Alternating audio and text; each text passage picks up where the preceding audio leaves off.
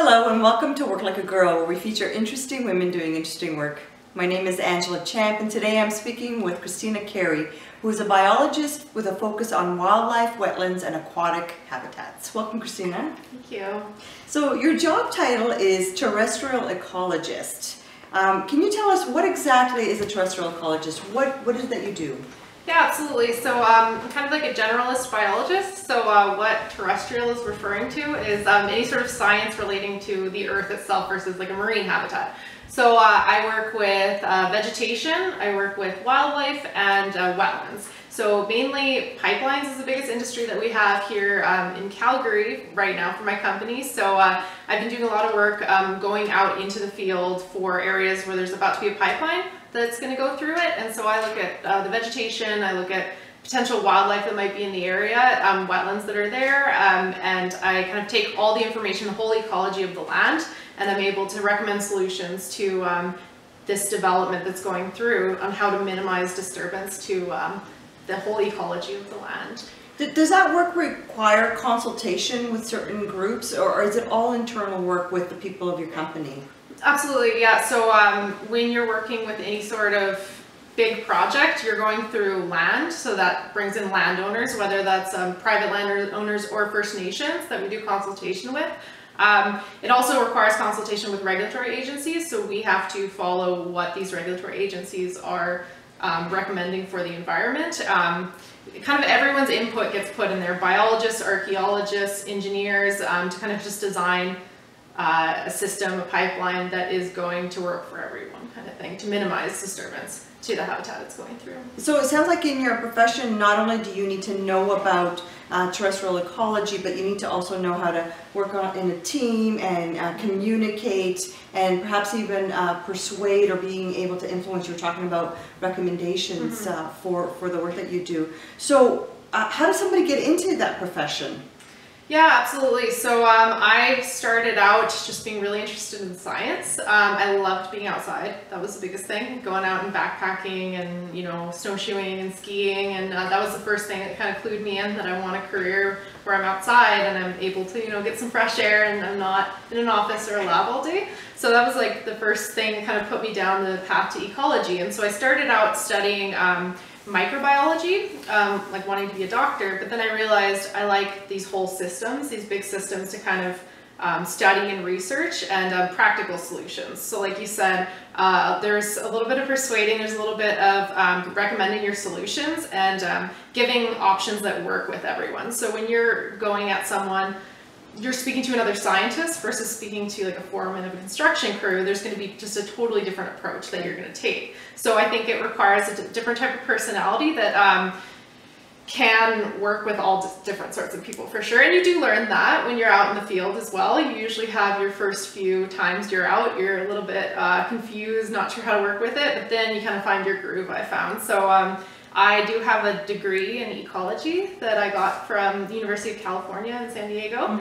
And biggest thing was the internships in school. So doing those internships, getting the real world experience before you're graduating, because employers want to see that work experience. And it's the same thing with ecology. They want to see that you've been out in the field.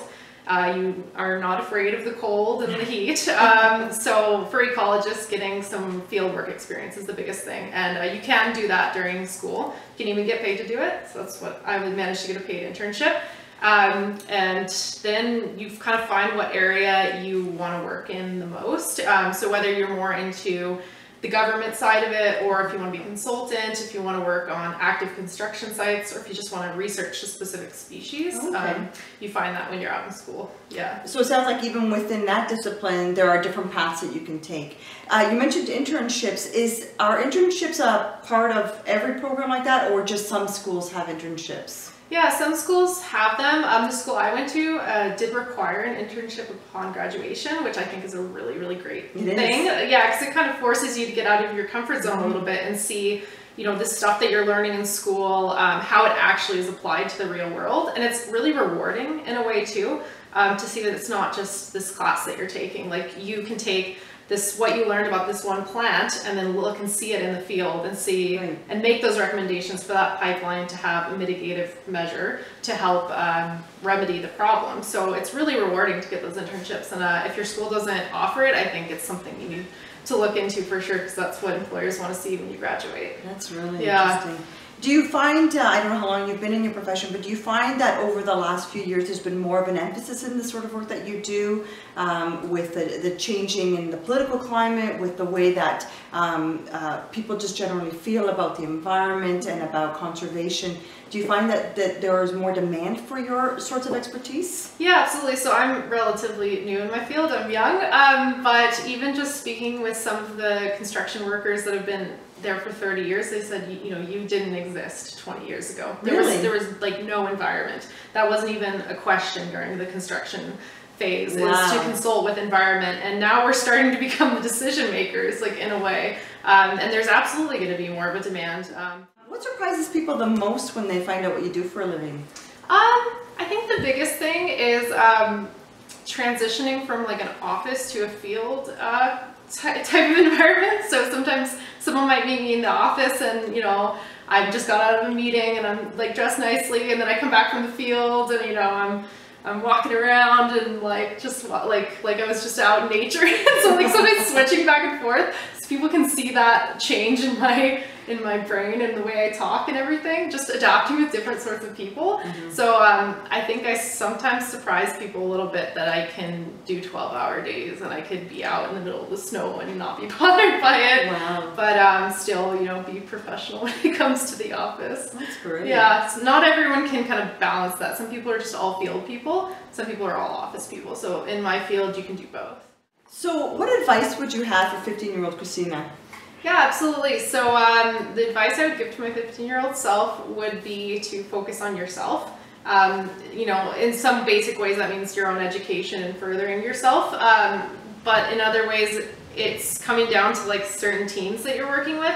There can be a lot of people talking, there can be a lot of gossip, there can be a lot of kind of office politics type thing. That's the same in the office, that's the same in the field. It can be a lot in the field.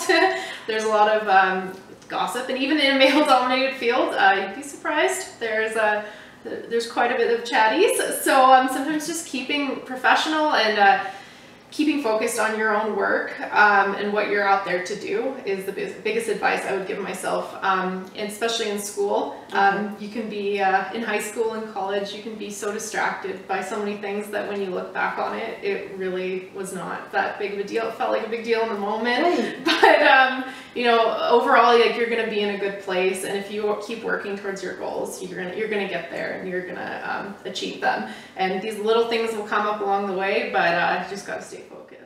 I'm going to ask you one of my favorite questions that I like to ask people. What's a non-fiction book that you like to recommend or give as gifts to people? For sure, yeah. So mine is a little bit off of the career path, but I actually really enjoy The Total Money Makeover by Dave Ramsey. Oh yes, so, that's a good one. Yeah, one of the biggest things has been getting my financial act in order, especially with kids going into college now, the cost of school, how easy it is to kind of fall prey to credit cards and student loans. And I think in some ways, like, getting in control of your money will help you in your career, because you absolutely, yeah, if you have an emergency fund, especially if you're laid off, you know, working in the oil and gas industry, it's not the end of the world. You have some time to think and look at what you want to do next, rather than getting rushed into things. So I always like to give that book to people because it's some good solid financial advice. That is such a great recommendation. So we have a special guest host who's going to come and ask you a question. We've got 9-year-old Sophia who's going to come in and ask. So I'm going to give up my interviewer's chair and over to Sophia. Okay, hi. Hi, Sophia. What is the best part of your job and what would you change? So the best part of my job is I really, really like being outside. And I really like science. So I love being able to get some fresh air, looking hands-on at the kind of work that I'm doing. So you can see right away the changes that you're making. So that's my biggest thing I like about my career.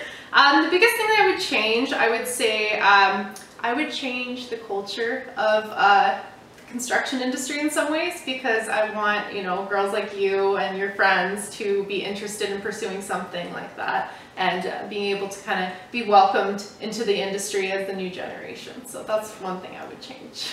So this has been Work Like a Girl. Thank you very much for joining us, and we'll see you next time.